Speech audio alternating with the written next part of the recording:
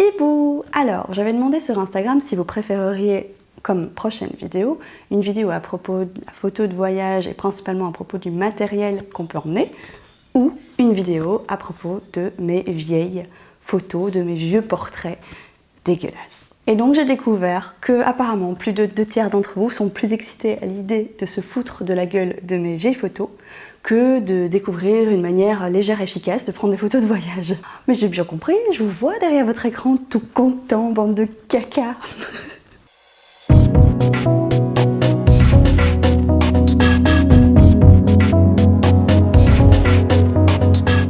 Aujourd'hui, histoire de lier l'utile à l'agréable, je ne vais pas simplement passer en vue des vieilles photos en me foutant de ma propre gueule, ça va arriver, mais je vais aussi m'en servir pour pointer leurs défauts, ce qu'on pourrait appeler des erreurs de débutants, et j'espère vous aider à pas tomber dans ces pièges dégueulasses, du moins si vous en avez besoin.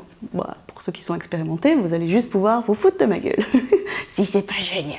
En tout cas, l'épluchage des disques durs a été une tâche assez dingue, saturée de cris d'horreur et de remises en question dramatiques. Je vous livre ici une sélection représentative. Alors il y a des choses plus horribles que d'autres, mais il y a une chose dont je suis certaine, c'est que vraiment il y a de l'espoir pour tout le monde en fait. Je dis pas que mon travail est incroyable aujourd'hui, mais ça va. Par contre à l'époque, c'était bien du caca. Allez, 3, 2, 1, go! Ceux qui sont fidèles à ma chaîne connaissent probablement ce mot, subtilité, c'est-à-dire l'art de créer avec finesse sans partir dans les extrêmes. Mais en fait, c'est pas un hasard, parce qu'à une époque, ma subtilité à moi, elle atteignait le niveau Jean-Marie Bigard. Et je voudrais pas l'insulter. Donc pour vous mettre tout de suite dans le bain, je vais vous balancer cette bombe. Oui, j'ai fait ça. Donc je suis partie de ce fichier que j'ai ensuite méthodiquement et précisément coup de pelle détruit. Mais si vous pensez qu'on a déjà atteint la frontière de l'intolérable, bon, je vais tenter de surmonter l'effarement qui m'habite pour rentrer un petit peu plus dans les détails. Le vignettage pourrait être considéré comme un outil très intéressant pour emmener le regard vers le centre d'une image ou vers le sujet par exemple, même si à la base, il est plutôt la conséquence d'un objectif ou d'un pare-soleil mal adapté. D'ailleurs, ce n'est pas un hasard si les logiciels de traitement tels que Lightroom disposent d'un outil permettant d'atténuer le vignettage. Sauf que le truc, c'est que ces outils peuvent, dans la pratique, être utilisés pour ajouter du vignettage dans une démarche de style. Parfois ça fonctionne, mais le risque d'en amuser est bien réel. Moi-même, j'en ai abusé. Oh my god, mais c'est dégueulasse! Non seulement il était plus foncé, mais parfois d'une couleur différente ou même flou. Bonjour le mauvais goût. Bon alors, on peut opposer que les goûts et les couleurs, ça ne se discute pas, mais je pense que la nuance réside plutôt dans l'intention, en fait, et dans l'honnêteté. On peut avoir un goût esthétique différent et assumer des extrêmes, mais bon, c'est bien que souvent c'est juste une bonne excuse pour dissimuler un manque d'expérience, donc je ne vais pas m'aventurer sur ce chemin. Mais vous allez me dire, franchement cette photo, c'était pas le vignettage qui me choquait en premier. Et vous avez peut-être raison. Il y a aussi un autre problème, les couleurs. Et je peux même pas prendre l'excuse du « à l'époque je shootais encore en JPEG » parce que c'était en 2012 et c'est pas vrai. J'en ai plein d'autres comme ça, voilà un florilège d'abus colorimétriques.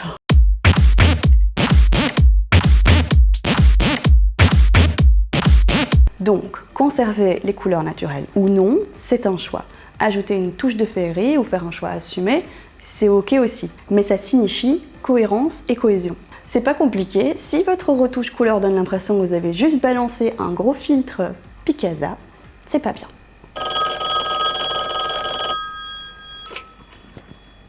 Oui, allô ? Oui, allô madame, en fait, c'est simplement pour vous dire que vos photos sont franchement dégueulasses.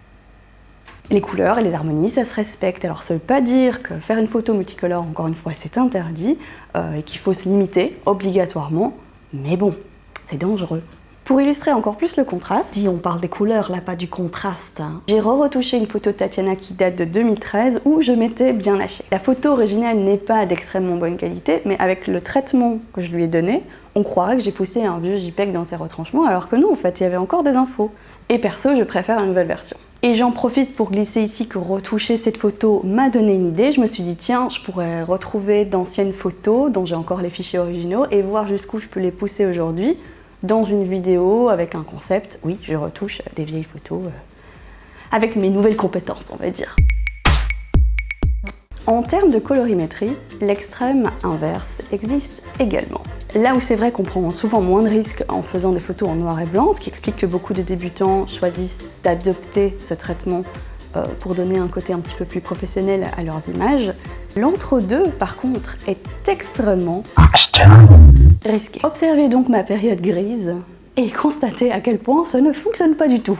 Parce que là encore, sans atteindre la démoniaque désaturation partielle, on a clairement dépassé les bornes de la subtilité. Ces images, en fait, elles auraient été plus supportables dans un franc noir et blanc. Attention, hein, loin de moi l'idée de dire que le noir et blanc c'est facile, lui aussi nécessite subtilité et minutie, mais c'est pas le sujet.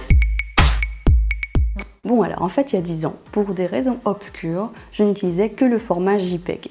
Et autant dire qu'avec mes idées multicolores, c'était un peu la galère. Vous le savez sans doute, avec le JPEG, quand on essaye de pousser un petit peu les photos dans les extrêmes, on arrive à des résultats assez dégueulasses. Ah bah non, ça va pas. Par contre, un peu plus tard, alors que j'utilisais déjà le format RAW, j'ai produit ces quelques catastrophes. Couleurs étranges, lumière cramée, noir et blanc de camouflage, tout y est passé. Notez qu'il s'agissait d'un de mes premiers shootings d'un petit peu plus grande envergure, avec une équipe, un behind the scene et un hibou, bordel de merde. On avait commencé par le maquillage le matin, puis on s'était rendu sur un lieu spécifique et je m'étais souvent extasiée devant l'appareil photo. Il m'en fallait peut-être pas beaucoup, mais bon quand même. Ce n'est que sur le chemin du retour, alors que je visionnais mes précieuses images, en rêvant au traitement subtil et minutieux que j'allais leur donner, que je me suis rendu compte qu'en fait j'avais pris 90% de mes photos, 90% de mes photos, en JPEG. Autant vous dire que j'étais dévastée parce que une fois qu'on a fait la rencontre du RAW, revenir au JPEG peut être particulièrement douloureux, surtout quand on a l'habitude d'imaginer le traitement qu'on va donner à ces images en amont au moment de la prise de vue. Ce qui s'est passé, c'est que dans le feu de l'action, j'ai accidentellement changé le réglage de mon appareil. Je me souviens qu'il fallait presser 2 boutons en même temps, bref, j'ai pas pressé les bons et la catastrophe est survenue. Ceci dit, je dis pas que le JPEG c'est mal. Non mais si, c'est mal. Il se prête à certains cas, comme la photo de presse par exemple, où les photos doivent être disponibles rapidement, ou si vous avez l'intention de poster vos photos directement, parce qu'il faut rappeler que la photo RAW n'est pas un format image, contient plus d'informations, mais nécessite d'être développée. Bref, tout ça pour dire que si vous voulez prendre des photos portraits créatives ou non, et que vous voulez avoir de la marge de manœuvre lors du post-traitement, oui, vous avez besoin du RAW. Je vous ai d'ailleurs préparé un petit exemple assez parlant, dans le cas où certains d'entre vous ne seraient pas encore séduit. Voilà ce que j'ai obtenu en appliquant une retouche similaire à une photo prise en RAW et en JPEG. Voici le JPEG et voici le RAW. Avec le RAW, on remarque tout de suite la quantité de détails récupérés dans les fenêtres, et encore j'aurais pu aller plus loin, et le niveau de finesse générale. En poussant encore un peu l'expérience, regardez ce qui se passe quand je m'énerve un petit peu sur la balance des blancs. Le JPEG perd complètement les pédales, alors que le RAW, lui, reste plutôt digne. Donc si vous post-traitez vos images, utilisez du RAW. Je sais que certains téléphones proposent ce format, donc investiguez un peu et faites le pas sacré. Bon, encore une fois pour le challenge, j'ai eu envie de retoucher cette photo de Charlène prise à l'époque où je m'étais sortie si mal au moment du post-traitement. J'étais capable de rien faire en fait, c'était pratiquement la photo de brute, un peu détruite, voilà. C'est pas exactement la même photo, mais les conditions de lumière sont identiques, et donc j'ai un peu mis le paquet en termes de post-traitement, histoire d'ajouter un petit peu de profondeur à l'image. Et je sais pas ce que vous en pensez, mais perso, je préfère nettement la version d'aujourd'hui. Bon, jouer un petit peu trop avec les curseurs, c'est une chose. Ça possède un effet potentiel désastre, certain. Mais si par malheur, vous ajoutez une petite touche de Photoshop par-dessus, une petite couche de Photoshop par-dessus, là vous pouvez atteindre des sommets à peine tolérables pour l'œil humain. Comme cette image. Donc ok, je ne disqualifie pas complètement le traitement de cette image, un peu quand même, hein. Mais c'est quoi ce faux radial rotatif? Honnêtement, je pourrais m'excuser en larmes pendant des heures, tel un politicien japonais. Mais j'ai envie de me jeter en prison toute seule, moi, quand je vois ça. Donc pitié, ne suivez pas mon exemple. Ne soyez pas cet ado rebelle qui se tatoue un anus sur le coude pour faire chier son père. Soyez sage, soyez fort, dites non au flou radial rotatif de Simon le bûcheron. Vous valez mieux que ça. Le cadrage est un point que je trouve personnellement assez magnifique, à la limite du magique. Autant parfois un lieu peut être magnifique sans être photogénique, autant avec le cadrage et la composition, on peut trouver la photogénie à peu près n'importe où. La composition, en fait, c'est un choix, c'est une décision que vous prenez, la manière dont vous allez capturer le réel, disons. Souhaitez-vous un plan large serré, une orientation portrait ou paysage? Souhaitez-vous ou non intégrer cet élément particulier? Quel point de vue allez-vous choisir? Y a-t-il un moyen de faire prendre dans l'image un peu plus de place à certains éléments? Toutes ces questions pré-déclenchement relèvent en fait de l'importance de se poser des questions et de penser son image avant de déclencher à tout va.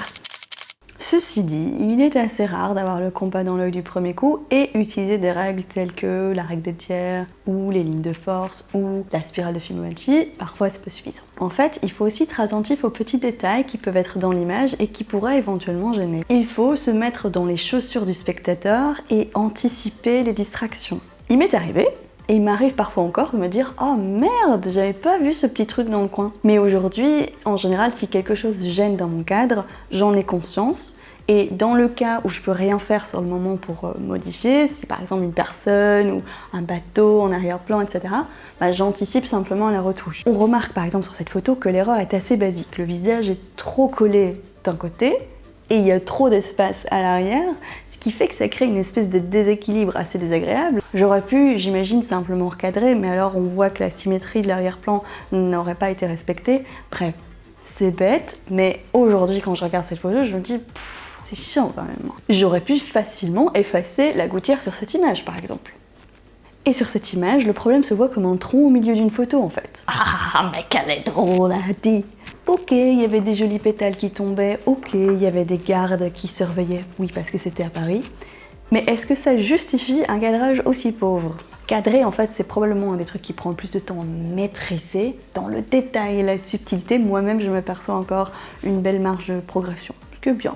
Et les règles de composition, en fait, elles n'existent que pour guider l'artiste vers des images et des compositions qui vont naturellement plaire à l'œil humain. En fait, elles n'ont rien inventé du tout. Les transgresser, en fait, est plus qu'encouragé, tant qu'on le fait avec un œil aguerri et une vraie conscience de composition. La créativité dans le cadrage est un délice à explorer, mais je pense qu'il faut d'abord saisir l'importance d'un cadrage de bonne qualité, même simple, avant de se lancer dans des kikouteries. Sur le shooting de Tatiana, par exemple, ma photo préférée a été finalement celle-ci, avec un cadrage plongé, dont le post-traitement a réellement tiré parti.